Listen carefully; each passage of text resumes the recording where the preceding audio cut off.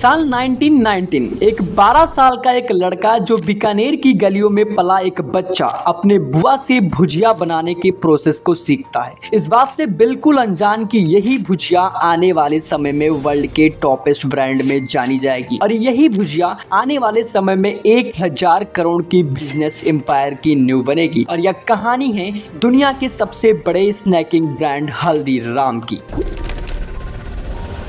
साल 1908 में जन्म होता है हल्दीराम का। राजस्थान के बीकानेर के उन गलियों में उनका बचपन एक गरीब के पले परिवार के बीच में बीता। उनकी मां उन्हें प्यार से हल्दीराम कहकर पुकारती थी, लेकिन इस बात से वह भी बिल्कुल अनजान थी कि यही नाम आने वाले समय में अरबों डॉलर का ब्रांड बनेगा। साल 1937 में शुरुआत होती है हल्दीराम ब्रांड की। इनफैक्ट हल्दीराम का नाम गंगा बिशनजी अग्रवाल था, लेकिन उनकी माँ उन्हें प्यार से हल्दीराम कहकर ही पुकारती थी और इसीलिए उन्होंने अपने ब्रांड का नाम भी हल्दीराम ही रखा। एक्चुअली नाम भी हल्दीराम था और उन्होंने अपने ब्रांड का नाम भी हल्दीराम रखा। अब राजस्थान के बीकानेर की गलियों में एक छोटी सी नमकीन भुजिया की दुकान करते हैं। वह नमकीन भुजिया खुद बनाते थे और खुद ही बेचते थे। मात्र 12 साल की उम्र में उन्होंने अपने बुआ से भुजिया के बनाने को प्रोसेस को सीखा और उस भुजिया को मात्र 2 पैसे में बेचा करते थे। उनकी भुजिया में एक अलग ही क्वालिटी मिलती थी, क्योंकि उस समय जहां बाजार में बेसन की भुजिया मिलती थी, वही हल्दीराम मोट दाल का उपयोग कर एक नई और स्वादिष्ट भुजिया बनाते थे और यही शायद उनका एक सफलता का कारण बना। लेकिन हल्दीराम घंटों की मेहनत के बाद भुजिया को बनाते थे और अपने हाथों से तैयार करते थे, लेकिन कम पैसे में बिकने वाली भुजिया से हल्दीराम को कुछ ज्यादा प्रॉफिट नहीं मिल पाता था और इस कारण हल्दीराम काफी ज्यादा निराश भी रहा करते थे, क्योंकि जहां लोग बेसन की दाल की भुजिया तैयार करते हैं,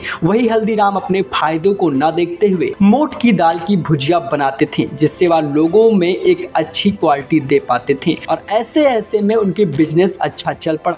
देखते ही देखते उनकी लाइफ पूरी तरह से सेट हो चुकी थी। लेकिन तभी इस कहानी में अचानक एक बहुत ही बड़ा ट्विस्ट आता है जो हल्दीराम की पूरी जिंदगी को उलट पलट कर देता है। कुछ फैमिली प्रॉब्लम के कारण उनको उनके घर से निकाल दिया जाता है, उनके शॉप को उनसे अलग कर दिया जाता है और उनके परिवार से उन्हें एक फूटी कौड़ी भी नहीं मिलती है और वह रातों रात अपने फैमिली के साथ सड़क पर आ जाते हैं। अब हल्दीराम पूरी तरह से टूट चुके थे। अब हल्दीराम अपने लिए मार्केट में काम ढूंढना शुरू कर देते हैं। सबसे पहले हल्दीराम को रहने के लिए घर चाहिए था। उन्होंने एक छोटा सा घर रेंट पर लिया और कुछ बिजनेस आइडिया सोचने लगे। तभी एक्चुअली उन्होंने सोचा कि क्यों ना हम अपने पत्नी के साथ मूंग दाल का बिजनेस शुरू करें, क्योंकि उनकी पत्नी मूंग दाल बहुत ही अच्छा बनाती थी। तभी उसी बीच हल्दीराम ने सोचा क्यों ना अपने पत्नी के सपोर्ट से मूंग दाल बिजनेस को शुरू करें। तभी अगले ही दिन दोनों ने मिलकर मूंग दाल को अच्छे तरीके से तैयार किया और मूंग दाल तैयार होने के बाद हल्दीराम पूरा दिन मार्केट में घूम कर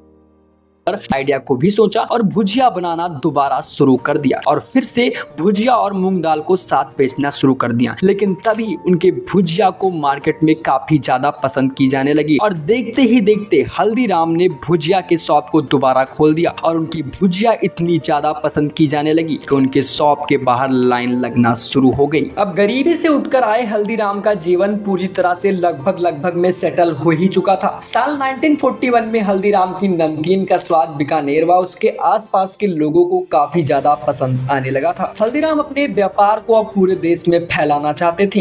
एक बार वो कोलकाता में एक शादी में शिरकत होने पहुंचे। वो अपने साथ भुजिया लेकर गए थे। उनकी भुजिया का स्वाद उनके रिश्तेदारों और दोस्तों को काफी ज्यादा पसंद आया। उन्होंने हल्दीराम को कोलकाता में एक दुकान खोलने को कहा और उन्हें यह सुझाव काफी ज्यादा पसंद आया। एक्चुअली हल्दीराम ने एक ब्रांच कोलकाता में खोल दी और आगे उनके पोते शिव कुमार और मनोहर ने उनके कारोबार को संभाला। उन्होंने कारोबार को पहले नागपुर फिर दिल्ली तक पहुंचाया। साल 1970 में पहला स्टोर नागपुर में खोला गया। वहीं साल 1982 में देश की राजधानी दिल्ली में दूसरा स्टोर खोला गया। दोनों जगहों पे मैन्युफैक्चरिंग प्लांट्स लगाए गए। इसके बाद पूरे देश में हल्दीराम के प्रोडक्ट्स बिकने लगे थे। देखते ही देखते हल्दीराम की मांग विदेशों में भी होने लगी। अब देश के साथ ही विदेशों में भी हल्दीराम ने अपना व्यापार फैला दिया था। उनके प्रोडक्ट्स की क्वालिटी और स्वाद ने कंपनी का नंबर 1 ब्रांड बना दिया था। साथ ही हल्दीराम का ब्रांड समय के साथ तरक्की कर रहा था। साल 2003 में हल्दीराम ने अमेरिका में अपने प्रोडक्ट्स का निर्यात शुरू कर दिया। आज करीब 80 देशों में इसके प्रोडक्ट्स का निर्यात किया जाता है। इस साल 2015 में कंपनी को एक बहुत ही बड़ा झटका लगा था। अमेरिका ने हल्दीराम के निर्यात पर रोक लगा दी। उसका कहना था